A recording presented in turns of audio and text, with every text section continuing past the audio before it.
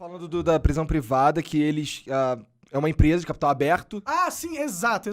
E quando a empresa é de capital aberto, velho, foda-se ideologia, foda-se bondade, o papel da empresa é ganhar dinheiro. E eles vão colocar... Mas isso não é necessariamente ruim. Ele não é necessariamente ruim, porém, para certas funções, ela acaba tendo um incentivo perverso. Porque se é o dinheiro pelo dinheiro, como no caso das prisões, é perverso, porque você ganha mais dinheiro aprisionando mais pessoas e você vai acabar aprisionando pessoas que não merecem estar lá, né? A Mariana tava me falando, inclusive, ela assistia aquele Orange is the New Black. Parece que aconteceu algo assim na série que privatizaram... na segunda temporada, eu acho. Eu não sei, não assisti. Tu assistiu? Assisti a primeira e a segunda. Privatizaram a cadeia e deu umas merda maluca lá, não sei. Não assisti. Justamente essa segunda temporada, inclusive, fala sobre esse problema lá nos Estados Unidos, que é um grande problema, né? E que eles querem trazer esse problema aqui pro Brasil. E assim, eu fico imaginando, qual que é o grande problema do comunismo? Não funciona, ou não, na verdade do socialismo. Qual que é o grande problema do socialismo? O socialismo não funciona porque somos humanos. E humanos tendem a querer ser mais que os seus pares. Tá ligado? Qual que é o grande problema do anarcocapitalismo? Que eu fico imaginando que nós somos humanos. E essa é a lei da selva, né? E assim. Pois é, e eu não sei se o meu objetivo. Não o meu objetivo, mas veja. É comum uma pessoa querer ser não rico. Ser mais rico que o cara que mora do lado. Pra caralho. Sabe? Super comum. Então, e eu fico imaginando se isso não impediria relações saudáveis, sem ninguém pra mediar, sem ninguém pra definir o que seria correto ou não, além da... Diz? Nesse caso, no anarcapitalismo. Sim. Sem ninguém pra ditar, por exemplo, o que seria moral, de um ponto de vista do senso comum. Sim. Porque assim, o senso comum pode dizer que algo é moral, e eu ser imoral, independente do que todo mundo acha, e foda-se. Né? Sim. Moralidade é um pouco subjetiva também, às vezes, né? Eu acho que... Por isso que seria muito foda ter o Rafael aqui, cara. Porra. Ele ia vir um argumento agora do caralho e a gente ia concordar com ele. Ou não. Talvez. Ou a gente ia ter alguma coisa pra conversar, que ia ser melhor ainda. O negócio do anarcocapitalismo e todas dessas bandeiras liberais que eu gosto pra caralho é que eu acredito muito no poder do mercado como ferramenta de desenvolvimento.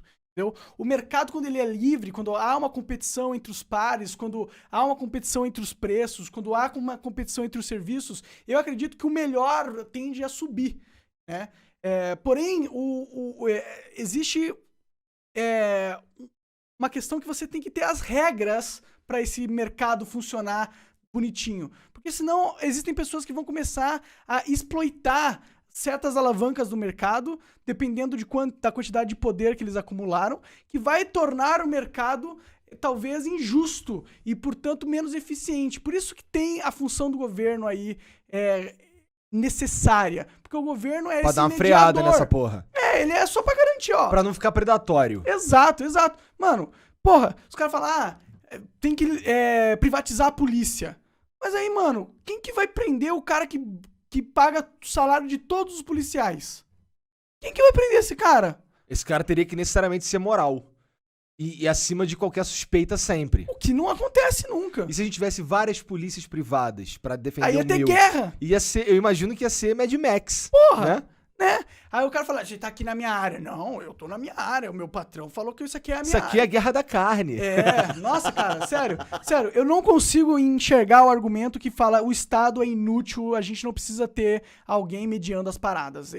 Esse é o argumento que extrapola. Agora, se o argumento a economia tem que ser o mais liberal possível, pô, tô junto com você, cara. A economia tem que ser o mais liberal possível.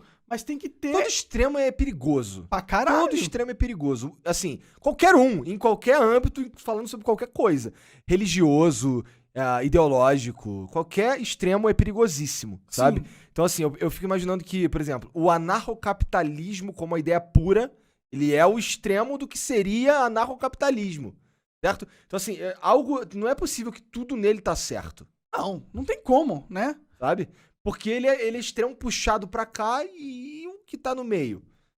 Exato, pô. Sabe? Tipo, com certeza, se você for parar pra analisar, a melhor estratégia na vida é uma estratégia repleta de nuances, de balanceamentos, de poderes pra cá, poderes pra lá. Nada vai ser, porra, eu descobri a ideologia perfeita.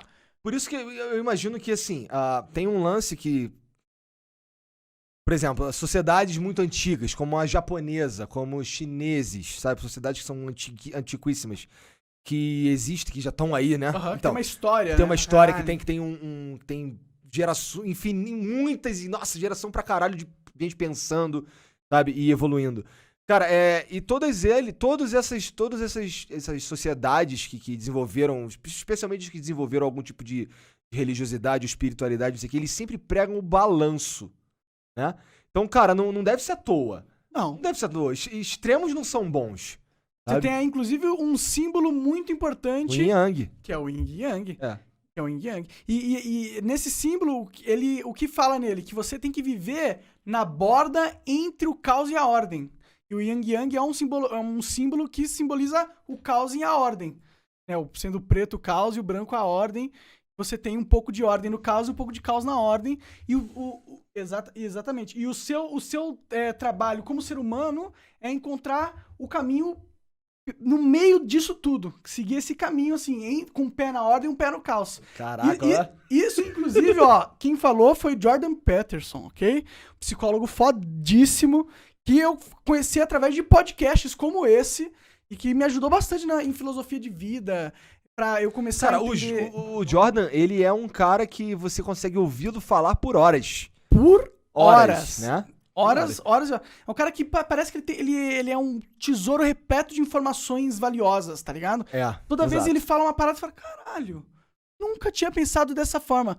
Olha só. Ele é aquele cara que eu sinto que, assim, eu já encontrei algumas pessoas como ele na minha vida, talvez não tão insanamente fodas como ele, mas já encontrei várias pessoas que eu gostava de encontrar só pra fazer uma pergunta e deixar aquela pessoa discorrendo. Ia falar pra caralho sobre alguma coisa e eu ia ficar ali absorvendo. E, cara, isso eu sinto que é algo que é positivo demais na nossa vida. Ser capaz de ouvir. Porra, Né, com cara? certeza, com certeza. Eu, por exemplo, eu gosto muito mais de ouvir do que falar. Porque, assim, quando você fala, e as pessoas que gostam muito de falar e de se impor sobre outras pessoas, eu tendo a não entrar num... Porque eu vou ficar discutindo com uma pessoa que quer se impor e tal. Que quer ganhar o jogo de poder da conversa, O objetivo né? dele é se impor, pô. Sim. Se impõe aí, cara. Eu vou tomar minha